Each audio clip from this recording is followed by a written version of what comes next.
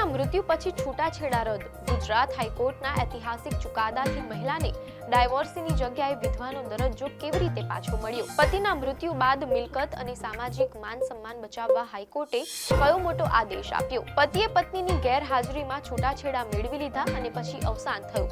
જાણો મહિલાએ પોતાના હક માટે કેવી રીતે લડી કાનૂની લડાઈ. નમસ્કાર દર્શક મિત્રો, @ગુજરાતમાં આપનું સ્વાગત છે. સમાજમાં મહિલાના અધિકારો, સામાજિક દરજ્જો અને કાનૂની સંઘર્ષને લઈને ગુજરાત હાઈકોર્ટે એક અત્યંત મહત્વપૂર્ણ અને ઐતિહાસિક ચુકાદો સંભળાવ્યો છે. સામાન્ય રીતે પતિના અવસાન પછી કાનૂની ગૂંચવણો વધુ જટિલ બની જતી હોય છે, પરંતુ આ કેસમાં ગુજરાત હાઈકોર્ટે એક ખાસ અપીલની સુનાવણી કરતી વખતે મૃત્યુ પામેલા પતિ સાથેના છૂટાછેડાના હુકમને રદ બાતલ કરી દીધો છે. મીડિયા રિપોર્ટ મુજબ હાઈકોર્ટના આ નિર્ણાયક ચુકાદાને કારણે સંબંધિત મહિલાને ડાયવોર્સને બદલે વિધવાનો સામાજિક અને કાનૂની દરજ્જો પુનઃ પ્રાપ્ત થયો છે, તેમજ પતિની મિલકત પર પણ તેને કાયદેસરનો વારસાગત અધિકાર મળ્યો છે. મીડિયા અહેવાલોમાંથી પ્રાપ્ત માહિતી મુજબ આ સમગ્ર કાનૂની લડાઈ 1976માં થયેલા લગ્નથી શરૂ થઈને 2026 સુધીના લાંબા સમયગાળામાં ફેલાયેલી છે. આણંદની ફેમિલી કોર્ટ દ્વારા વર્ષ 2022માં આપવામાં આવેલા છૂટાછેડાના હુકમ સામે હાઈકોર્ટમાં અપીલ કરવામાં આવી હતી, જ્યાં જસ્ટિસ ઇલેશ જે વોરા અને જસ્ટિસ RT વાછાણીની બેન્ચે મહિલાના પક્ષમાં એક મહત્વપૂર્ણ આદેશ આપ્યો છે. આ કેસ માત્ર મિલકતના હક પૂરતો સીમિત નથી, પરંતુ મહિલાના સામાજિક માન સન્માન અને વિધવા તરીકેના દરજ્જા સાથે જોડાયેલો છે. મીડિયા અહેવાલોમાંથી જાણવા મળેલ છે કે આ સમગ્ર મામલાની શરૂઆત દાયકાઓ પહેલા થઈ હતી.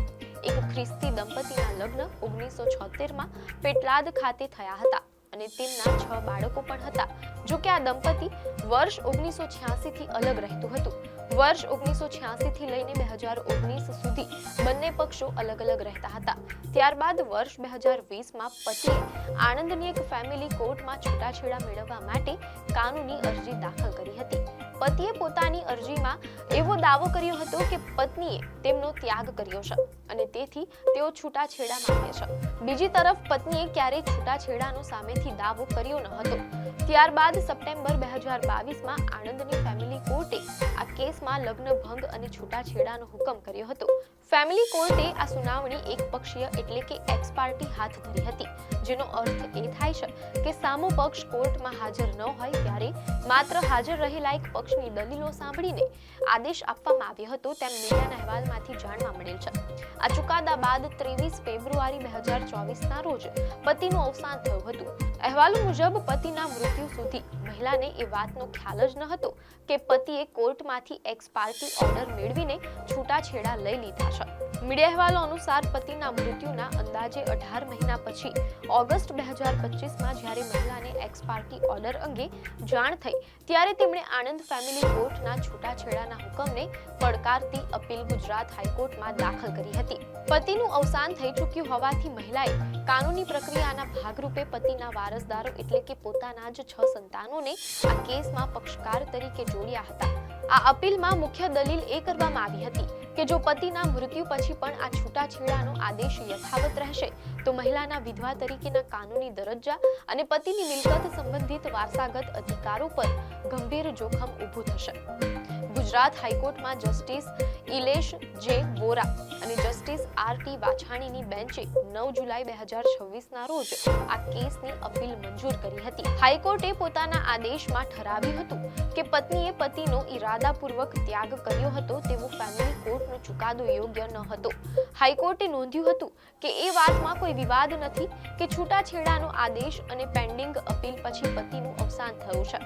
મીડિયા અહેવાલો અનુસાર આ કેસનો ચુકાદો આપતી વખતે ગુજરાત હાઈકોર્ટે દેશની સર્વોચ્ચ અદાલત એટલે કે સુપ્રીમ કોર્ટના વર્ષ 1997ના અત્યંત મહત્વપૂર્ણ યલ્લાવા સામે શંતાવા કેસના ચુકાદાનો પણ સ્પષ્ટ સંદર્ભ ટાંક્યો હતો.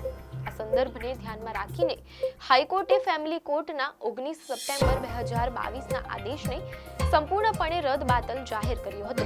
મીડિયાના અહેવાલોમાંથી જાણવા મળેલ છે કે આ કેસની સામાજિક અને કાનૂની મહત્વતા વિશે માહિતી આપતા અપીલ કરનાર મહિલાના વકીલ આકાશ કે મોઢે મીડિયા સાથેની વાતચીતમાં કાનૂની લડતના મુખ્ય ઉદ્દેશ્ય અંગે સમજાવતા તેમણે જણાવ્યું, આ કેસના સંદર્ભમાં મહિલાને સમાજમાં ભોગવવી પડતી હાડમારીમાં રાહત મળે છે, તેથી ક્યાંક ને ક્યાંક તે મહિલાનું જીવન સરળ બને છે. તેમના વકીલે કેસની વિગતો આપતા વધુમાં ઉમેર્યું હતું કે પેટલાદ ખાતે તેમના લગ્ન થયા હતા. તેમના 6 સંતાનો મહિલાના સમર્થનમાં છે. 1986 થી 2019 સુધી પતિ પત્ની અલગ રહેતા હતા, જ્યાં સુધી 2020માં પતિએ આણંદની એક ફેમિલી કોર્ટમાં છૂટાછેડાની અરજી દાખલ કરી ત્યાં સુધી તેઓ અલગ જ રહેતા હતા. વકીલ આકાશ કે મોઢે એકપક્ષીય નિર્ણય અંગે સ્પષ્ટતા કરતા આગળ જણાવ્યું કે 2022માં આ કેસમાં ફેમિલી કોર્ટે એક્સ પાર્ટી સુનાવણી કરીને લગ્ન ભંગ અને છૂટાછેડાનો હુકમ કર્યો હતો. ત્યારબાદ 2024માં જ્યારે પતિ ગુજરી ગયા ત્યાં સુધી મહિલાને ખ્યાલ ન હતો કે પતિએ એક્સ પાર્ટી ઓર્ડર લઈ લીધો છે. જ્યારે મહિલાને ખ્યાલ આવ્યો કે પતિએ એક્સ પાર્ટી છૂટાછેડા લીધા છે, ત્યારબાદ મહિલાએ હાઈકોર્ટમાં અપીલ ફાઇલ કરી હતી અને હવે હાઈકોર્ટે આ છૂટાછેડાને રદ-બાતલ કરવાનો ઓર્ડર કર્યો હતો. મીડિયા અહેવાલો મુજબ કુટુંબ અને સંતાનોના વલણ અંગે વાત કરતા વકીલે નોંધ્યું હતું કે આ આખા કિસ્સામાં સંતાનો તે મહિલાના સમર્થનમાં રહ્યા છે. તે ઉપરાંત પતિના કુટુંબીજનોને પૂછવામાં આવતા તેમણે પણ કોઈ વાંધો લીધો ન હતો. આમાં મુખ્ય બાબત દરજ્જાની છે. આ કેસમાં મિલકત કરતા વધારે વિધવાનો દરજ્જો મેળવવો એ મુખ્ય બાબત હતી.